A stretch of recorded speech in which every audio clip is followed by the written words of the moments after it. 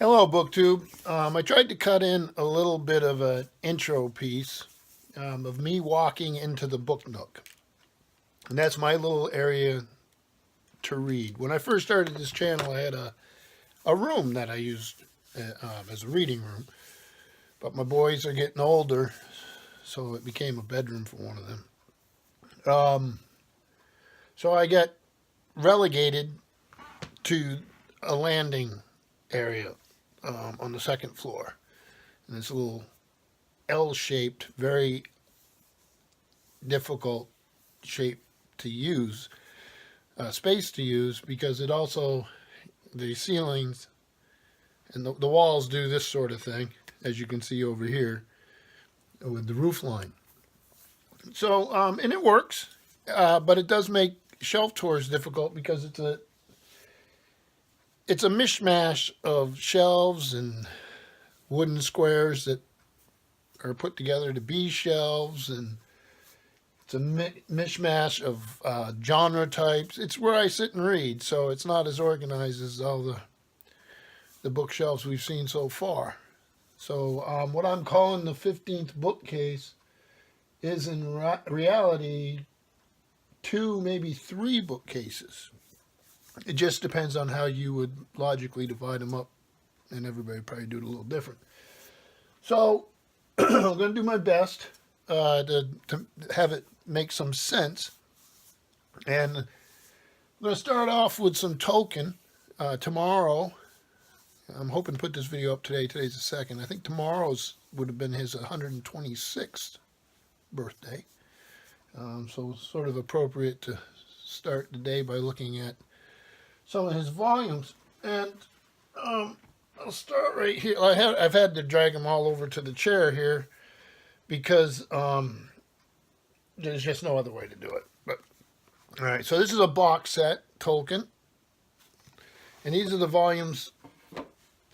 Would have been the first, and I also have the Hobbit, which is separate. And this would have been the covers in the volumes I originally read the Hobbit in. So there's the Hobbit. There's Fellowship of the Ring. Love the artwork on these. Here's the Two Towers. And here's the Return of the King. So these would have been the covers and the volumes that I was first introduced to the Hobbit and the Lord of the Rings. I read them in that order. I would have been introduced to them in 1972, if I remember correctly, by a neighbor. And they took up a good part of the summer because I don't know how many times I reread them. I was just blown away that anything like that could exist. So, and I had friends who had this cover, so I ended up finding a set for myself. And I don't have the Hobbit in this. And these are a little rough shape, but again, Fellowship of the Ring,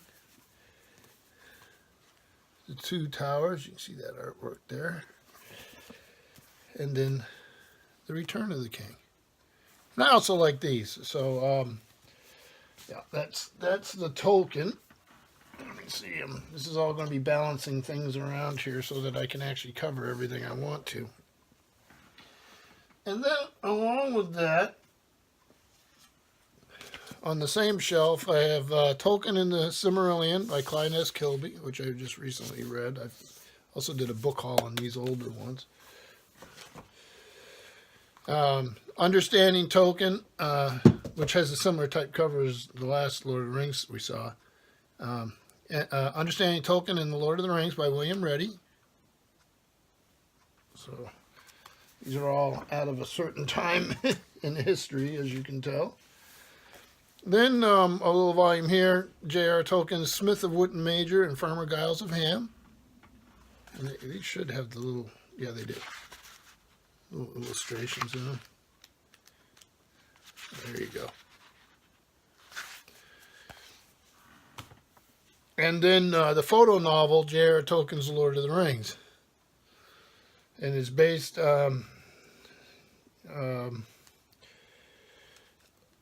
based on the novels The Fellowship of the Ring, the Two Towers, and the Two Towers by J.R. Tolkien. And a photo novel was this sort of thing. You used to see them with this. I used to have some for Star Trek. So they were always fun to collect. I may still have some other ones. We'll find out as we go through this stuff. And then, James Branch Cable, The Cream of the Jest. And this is one of the Ballantine Adult Fantasy. You'll see that little symbol there whenever you run into these paperbacks. They were sort of a marketing reprint type of thing because of the success of The Lord of the Rings. Here's another one, The Last Unicorn by Peter S. Beagle. Again, you see the... And these they're trying to fill a marketing need that was created by the success of The Lord of the Rings. Then I have, for some reason, there Justice League's their greatest triumphs. And then, what else do I have here? See, odds and ends are starting to show up everywhere. Star Wars Episode 1, The Phantom Menace Scrapbook, The Ultimate Insider's Guide to the Movie by Ryder Wyndham. And I don't know why that's still sitting up here, but it is. And then moving right along, got a couple John Varley. We got Titan.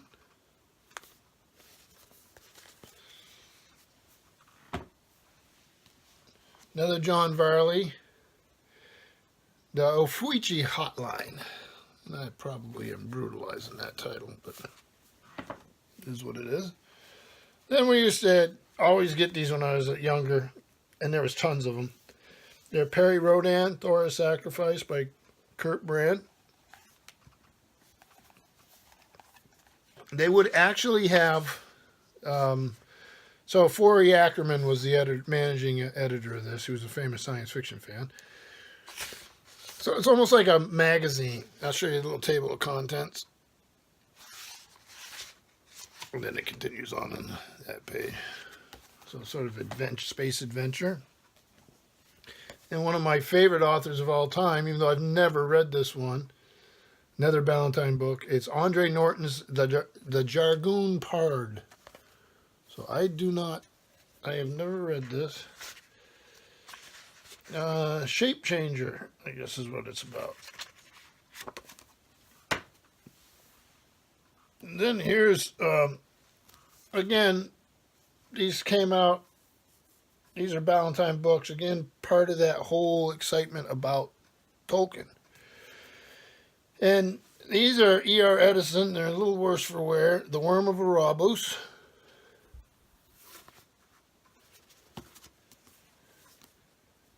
Mistress of Mistresses.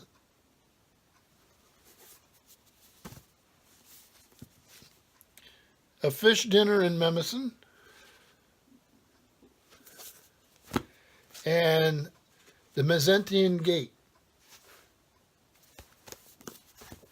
Old fantasy novels. Then I have, I did a book chat about this not too long ago. Old Man's War by John Scalzi. I'll be reading more, and this is one of those little paperback size hardbacks, which I really enjoyed this. I'll be reading more out of this series because it was a good rollicking adventure with some good ideas. So I enjoyed that. Then another one that you see all the time on BookTube. In a series I like, and mine's a little beat up again. Brent Weeks. The Way of Shadows. A Perfect Killer Has No Friends, Only Targets. Wow. And then we have number 2, Shadow's Edge by Brent Weeks. And Beyond the Shadows. And I really like these. I haven't read any of his other stuff. I know he has another trilogy out and all that, and I haven't gotten to it, and I hope I will. And then, because again, it's an odd shelf, I have these little golden science guides, which I had as a kid. Here's one on the weather. I don't know if you've ever seen these. Older readers will have seen these before. They were very, very common when I was growing up. When did they come out? Maybe they have a date. They're Golden Press, New York, Western Publishing Company Incorporated. 1965, but originally 57. So I would have been a little guy when these came out. They have one on trees. So I'd carry this thing out in the woods and I'd identify what I could, or thought I was identifying. Then I have one here is butterflies and moths. Give you an idea what inside of these look like. And then pond life. So these are little golden books.